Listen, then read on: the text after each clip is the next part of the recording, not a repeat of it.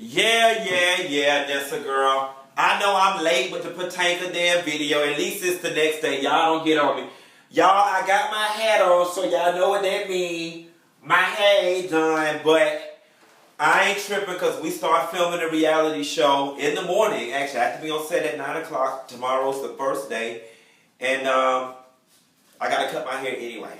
So I got to cut it all off. I told y'all I was also doing a daytime talk gig that starts in September, and the producer informed me that my hair must be the same way that it was when the show was sold. I was bald since this show, the reality show that we start filming tomorrow, will more than likely start running in the next couple months. Ain't no need in me looking one way on an everyday basis and then having hair on the other. Let's just be consistent across the board. So this is probably the last time y'all will see me with hair, unfortunately, for a very long time. It's a bittersweet moment. I'm mad as fuck that I gotta cut it, but that's the business I'm in. Anyway, girl, let's get into these Potomac-ass housewives.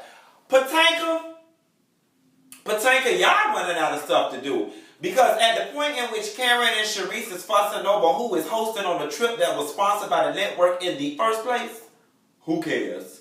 Okay? Y'all acting like Karen or Sharice took money out their damn pocket. Do y'all ever notice that when these hoes go on these trips, they don't never talk about payments and who paid what and who paid this, but when they be having them parties, some hoes quick to talk about what was paid for, how much this cost, and how they go all out and above. Girl, let me stop giving away these people production secrets. And let's get down to the nitty gritty. Let me tell you something.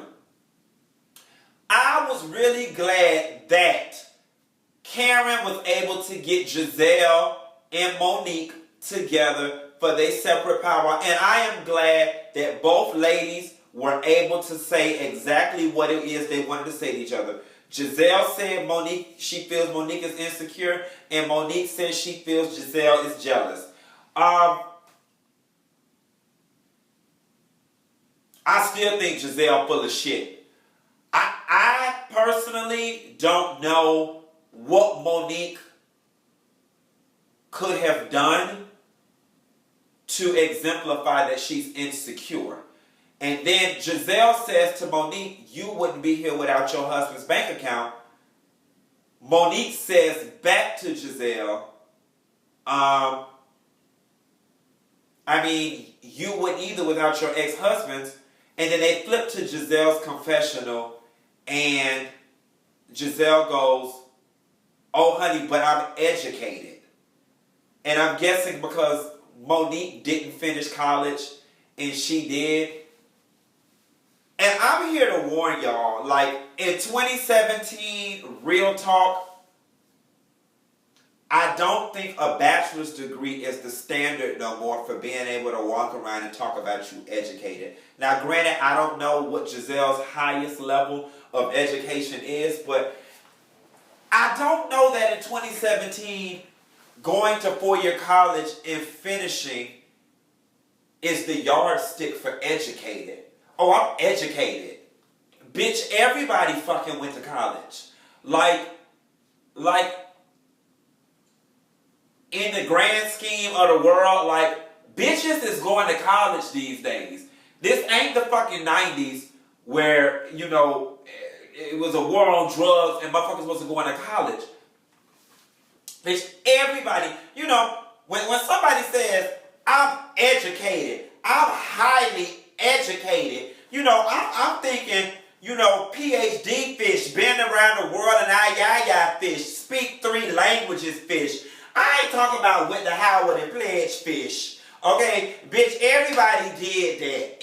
Everybody did that. Everybody could do that. So, you know, with that being said, I still think Gizelle is somewhat full of shit. But what I do love is the resolution at the end. Like when they got on the boat and they both had to say what they needed to say to each other. They got it off their chest. They seem to have been bonding. And I'm sorry, I feel like they seem to have been bonding because Gizelle cut out her bullshit. She stopped her shit. You know what I'm saying? And like they had a moment. And it looks as if they're kind of On course. Like when we saw the preview for next week's episode, they don't look like they're going at one another. Now let me tell y'all something. Miss Robyn had her devastating Diva of DS t-shirt on. Ooh!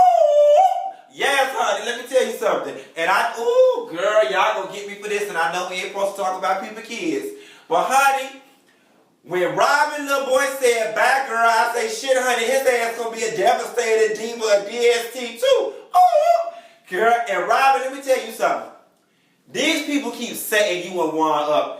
I don't give a good goddamn what part of goddamn Potomac, Maryland, D.C., or Virginia your house in. That is a 135 starter townhouse. It ain't even full-size brick. Okay, it is brick front with siding around the back and on the side. They didn't have to show the side of your house. They didn't have to show the back of your house. They don't show nobody else side of their house, but they want to make sure to let the people know that your ass is living in a starter home. No, God, honey. Bravo, y'all ain't shit. Let that lady be rich and fabulous. Her marriage already fucked up and in shambles. Let her live the illusion, okay? God, you let everybody else live the illusion. You let Sharice's ass live, go the whole first season living the illusion that her husband wanted her, and y'all let Gizelle live the illusion that she's self-made and educated and all these other fairy tales, falsehood, and fallacies and fantasies, okay? And y'all let Karen have the illusion that she pretty and the illusion that she the damn grand dame of shit the fucking Girl Scouts, okay? And is it me, or I'm just not understanding what the big, maybe I ain't high society enough. Now, I know I'm a rich white woman, but I'm not understanding just the magnitude of Karen's reluctance to tell the people she's moving from Potomac and moving to Great Falls. Quiet as it's kept, honey, if the house is $300,000 on the south side and it's $300,000 on the north side, bitch, you living in a $300,000 home, okay? Who gives a damn what zip code is, especially when it's within a 20-minute radius of one another, bitch? At the very end of the day, the lifestyle is the same. So what's T? What's T? And as far as I'm concerned, if it meant that damn much to you to the point in which you was damn shamed, this, that, and the third, how about you just keep your existing house? You know what I'm saying? I mean, you acting like your house just got too small. You went from a 3-person house to a 2-person house. Newsflash, 3 and 2 is the same fucking number. Okay? Your daughter was a senior in high school. She was in activities going around letting white boys do whatever the hell they wanted to do to her at bonfires. Her ass wasn't home, no way.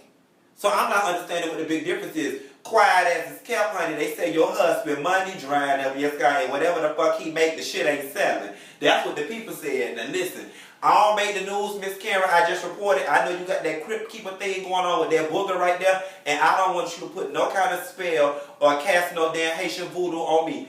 I'm just telling you what the people said. Okay. Moving right along. For the life of me, I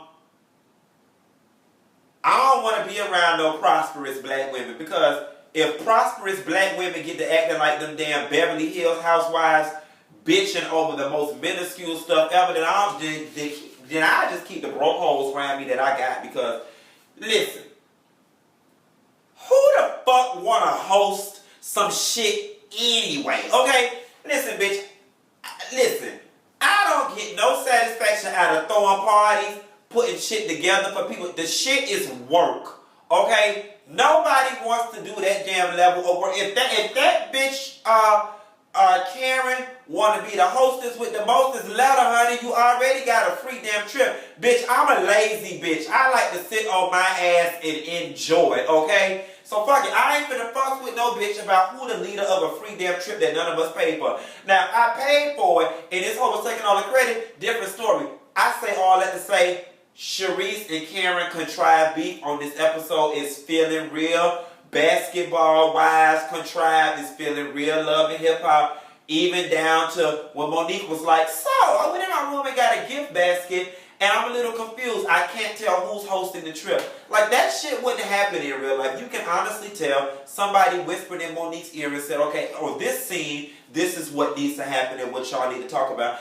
And Karen curved the shit out of y'all ass, because I love her. She said, are y'all not gracious of my gift? Y'all the most picky gift receivers I've seen. And now it's created a situation with her and Sharice where there really shouldn't even be one. Or whatever. Now, honey, next week's episode, when she got to telling Karen this boat was worth more than your net worth, bitch, I'll holler. Because I think part of Karen's reluctance is the fact that her and Uncle Ben's are having some financial issues. Because like I said, 3 and 2 is the same number. Bitch, you didn't just, I mean, maybe you kept your daughter in that house because that's the house she grew up in and you wanted to offer stability. But it just seems to me like, in terms of selling the house, you've been in it this long, you've been paying the bills on it this long, what's the sudden rush? Especially if it's bringing you some level of shame for not being in Potomac. And then I think we find out later on in the season that Karen and her husband aren't even purchasing the other home. They're renting the other home, which is fine. But y'all know bitches try to act like renting is just the worst damn thing possible. And I mean, if you're unable to qualify to buy it, then maybe it is slightly embarrassing when you walk around talking about you the grand dame of the Girl Scouts. So maybe that's what it is. Y'all having financial problems, honey? Let me tell you something. Erykah Badu told us a long time ago. See, me and baby got this situation. Brother got this complex occupation. Then I'm going to skip to the part where she say, what you gonna do when they come for you? Bump, bump, bump, bump. Work ain't honest, but it pays the bills. Bitch, you better tell Uncle Ben to get his ass out there and do some dishonest work that pays the bills. Okay? Uncle Ben, you lived during the crack epidemic. You got some homeboys on the block. You better move some keys or move some cars or hack into the government like Putin did and download some money or some bitcoins in y'all account, Black Bill Gates. Bitch, you know the code, okay? Or do what the rest of them damn people in D.C. do, scamming, scams, all of them up there scamming and taking kickbacks. You better go get you a kickback so your wife could kick back in Potomac so she could kick off her shoes and relax her feet. Party on down to the scammer beach, just kicking, do-do-do-do-do-do, yeah. Yes, y'all can't take my runs, honey. Yeah. Anyway, y'all, that's all I have, ain't got no more. What good do your words do when they can't understand you? What else y'all want me to talk about? You know what, I was gonna make a separate video about this, but I guess I'll put it in this video. Why I chose to do reality TV since I'm speaking. Nah, you know what? No, I'm gonna make it a separate video, bitch. Let me get double my coin. Anyway, that's the girl. I'll call you later.